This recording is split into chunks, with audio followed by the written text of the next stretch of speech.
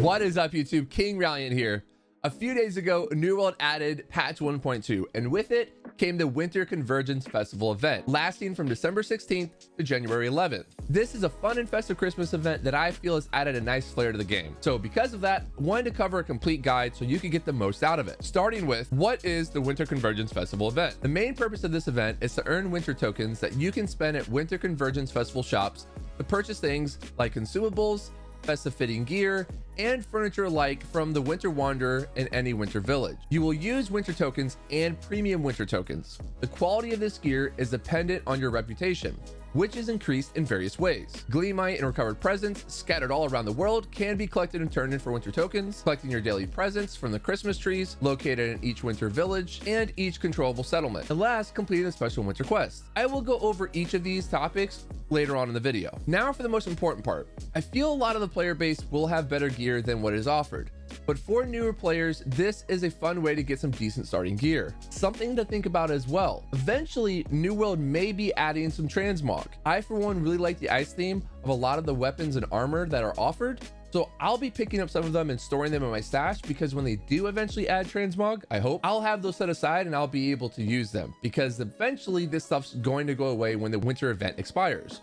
So that's something I would really keep in mind when you are deciding what to buy. How to begin the Winter Convergence Festival event. As mentioned previously, all event quests will be given to you by your trustful Yeti, the Winter Wanderer, who is also the event shop vendor. You can find this NPC at any of the winter villages, which can be found in the southernmost part of Monarch's Bluff, the most eastern part of Everfall, the most northeastern part of Brightwood, and the most northern part of Weaver's Fen. Each one is near a spirit shrine, so you won't need to go on long journeys to get there unless you really don't have the Azoth. Now let's talk about lost presents. Lost presents can be found all throughout Eternum along the roads. They'll shine with a bright blue light on them from afar, so you really can't miss them. And you'll also see a wrapped up gift box icon on your compass at the very top. Each time you collect them, they'll go in your inventory as a recovered present. You will take these to any winter hut in a winter village and can trade 3 for a winter token. Keep an eye out for some of these rare lost presents that will be floating in midair but have the same shiny blue glow. All you have to do is hit them with a range attack and you'll get 20 recovered presents. Now for the Gleamite Meteors.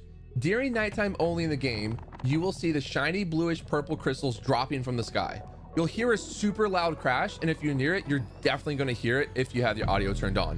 So you really can't miss it. Pretty straightforward. You'll go up to it, mine it, and it will give you 15 Gleamite and 25 event reputation. The single shards can be collected for a single Gleamite and 5 event reputation. My personal recommendation, if you're on a populated server or the area is contested, focus on the chunks first. Similar to the presents, you will go back to a winter's hut in any winter's village and can exchange 10 Gleamite for 1 winter token. Something to keep in mind, if you're going to focus on going after Gleamite, you can spend 2 winter tokens to get a food buff that also doubles your Gleamite gathered for 1 hour. In every settlement, you will see these new gorgeous trees that have replaced fountains and statues that would normally be there. Under each of these trees are a bunch of presents, almost like it's a Christmas tree. Each day you can collect these presents and receive a gift that will also give you the largest source of reputation gained daily. The first 3 you collect also come with a bonus. This is a lockbox, which normally contains a crafting resource and about 100 coins, and a diamond gypsum. I'll be covering the gypsum system in a later video, so do me a favor, be sure to drop a like, hit the subscribe button, and share this with a friend. I appreciate you doing that. 3 of these diamond gypsum can be converted into a gypsum orb at the gypsum kiln to retrieve a gypsum cast to increase your expertise in a certain item slot. In addition to the bonus, you also have a small chance of receiving a festival weapon or armor pattern, which can be turned in at the shop. Along with the settlements, each winter village will also have a bountiful gift sack, which can also be claimed for reputation. You'll notice that some of the trees of light may have different presents at the bottom. That's because there are 3 tiers which are determined by the special town board missions that have been added. Speaking of, let's talk about the town board missions. Each town has a special set of town board missions that, once completed, basically decorate the tree. You'll see some collect quests and some unique ones like making stone ornaments or iron tree hooks. Whenever you complete them, you'll get 5 reputation with the event vendor, and essentially you're upgrading the tree tier level by decorating it. You want to max out the Tree of Light, so they are worth doing. However, a little side note with this, if you are on a super populated server, like myself, I am on Valhalla, you may see what I am seeing currently right now. The upgrade has already been completed after a couple days from the event. This is going to exist with most of the towns. So if this happens, unfortunately, you're probably not going to be able to capitalize on getting reputation from the town board quest, but that's okay. You don't really get that a lot from it. And having the Tree of Light be at tier 3 is a lot more important. Winter Convergence Quest. With the event was also a line of special quests added in.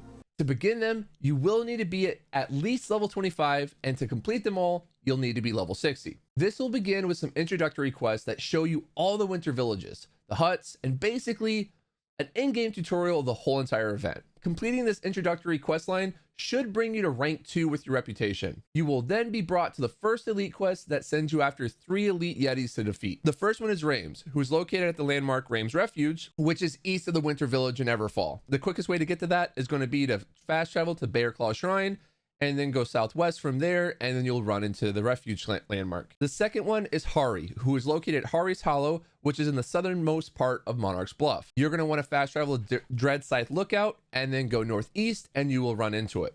There's a common trend, by the way, with all these yetis.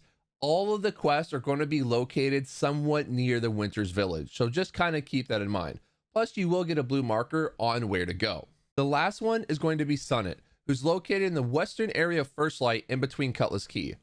Now, this one's a little bit different. They're located at a landmark called Light's Crown Lair, so this one you kind of have to travel a little bit for. My recommendation would go to Explorer's Vista and just travel the road down south and then just head west, and then you'll run into the cave. After completing these 3, you will need to unlock rank 3 to progress to the next set of elite quests. Once you do that, you'll be sent after someone named Sisa, a level 61 Yeti that's located in the central area of Ebonscale Reach at Serenity Sanctuary.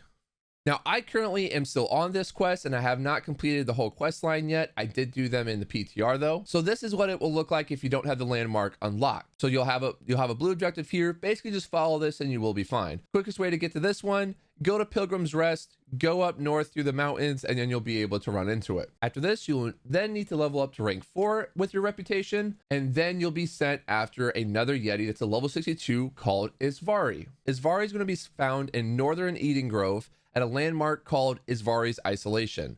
Your best bet is going to be to go to Gatherer's Road, get that spirit shrine, travel the main road to Ruin Straits, and then you're going to want to head directly east where it says Ruin Straits on the map.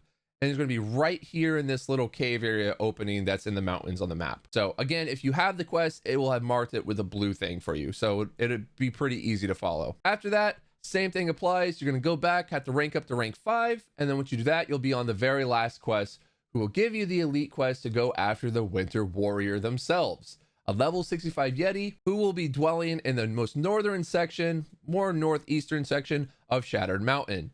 He's going to be right here around Fallen Frontier in a landmark called Spelunker's Demise. It's going to be somewhere in this little area here, this little big cutout in the mountain. So what I would do is I would just go to Mountain Rise Outpost, make your way up north, and then just head west into this little clearing here, and you'll be able to complete it. Once you do that, you're going to go back to the Winter's Village, turn it in. Congratulations, you've completed the Winter Convergence quest line.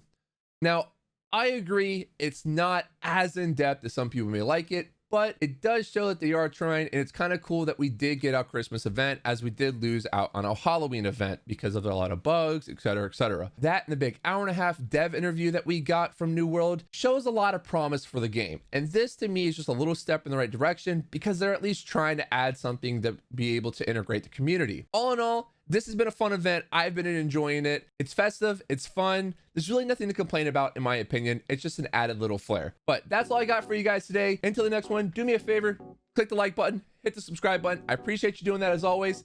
And until next time, stay shiny.